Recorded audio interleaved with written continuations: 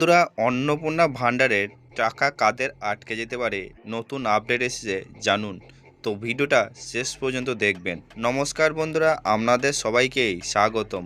আজকের ভিডিওতে অন্নপূর্ণা ভাণ্ডার নিয়ে একটি গুরুত্বপূর্ণ আপডেট জানাবো। অনেকের আবেদন এখনও আন্ডার ইনকোয়ারি দেখাচ্ছে। অনেকে ভাবছেন ভেরিফিকেশন শেষ হলে কি ব্যাঙ্ক অ্যাকাউন্টে টাকা চলে আসবে, কিন্তু সাম্প্রতিক নির্দেশিকা অনুযায়ী বিষয়টি এতটা সহজ নয়।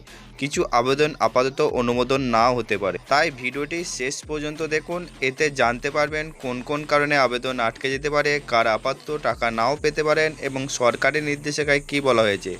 প্রথমে একটা বিষয় পরিষ্কার করে দিই, যারা অফলাইনে আবেদন করেছিলেন সেই আবেদনগুলো ধাপে ধাপে অনলাইনে আপলোড করা হয়েছে। পাশাপাশি যাদের আবেদন আন্ডার ইনকোয়ারি অবস্থায় রয়েছে তাদের নথি যাচাইয়ের কাজও চলছে। ভেরিফিকেশন সম্পূর্ণ হওয়ার পরই চূড়ান্ত সিদ্ধান্ত নেওয়া হবে।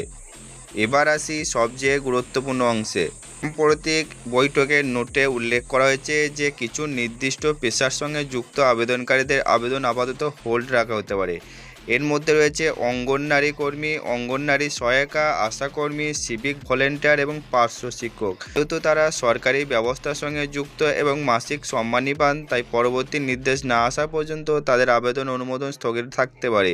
তবে এটি চূড়ান্ত সিদ্ধান্ত নয়। ভবিষ্যতে সরকার নতুন নির্দেশ দিলে পরিস্থিতি বদলাতেও পারে।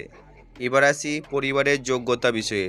যদি আবেদনকারী পরিবারের কোনো সদস্য সরকারি চাকরিজীবী হন, সরকারি পেনশন পান অথবা আয়করদাতা হন, তাহলে সেই আবেদন আপাতত অনুমোদিত তালিকায় নাও থাকতে পারে। অর্থাৎ আবেদনকারী নিজের চাকরি না করলেও যদি পরিবারের প্রধান সদস্য সরকারি চাকরিজীবী বা পেনশনভোগী হন, তাহলে আবেদনটি অতিরিক্ত যাচাইয়ের আওতায় যেতে পারে।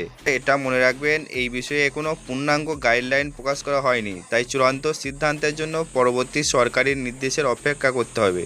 এখন অনেকের মনে প্রশ্ন, পরিবারের 3টির বেশি ঘর থাকলে, 50 ডেসিবেলের বেশি জমি থাকলে বা পরিবারে কেউ জিএসটি দিলে কি আবেদন বাতিল হবে?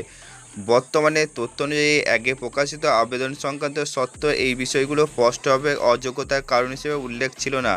তাই শুধুমাত্র এর কারণ দেখিয়ে আবেদন বাতিল হবে এমন কথা এখনও নিশ্চিতভাবে বলা যাচ্ছে না। চূড়ান্ত সিদ্ধান্ত সরকারি নির্দেশিকার উপর নির্ভর করবে।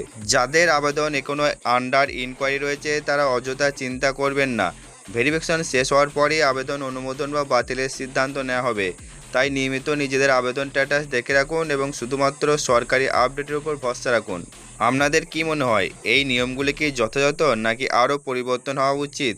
কমেন্টসে অবশ্যই নিজের মতামত জানাবেন। ভিডিওটি ভালো লাগলে লাইক ও শেয়ার করবেন। আর পশ্চিমবঙ্গের সরকারি প্রকল্পের সঠিক ও দ্রুত আপডেট সবার আগে পেতে আমাদের চ্যানেলটি সাবস্ক্রাইব করে পাশে থাকবেন। বেল আইকনটি অন করে রাখবেন। ধন্যবাদ।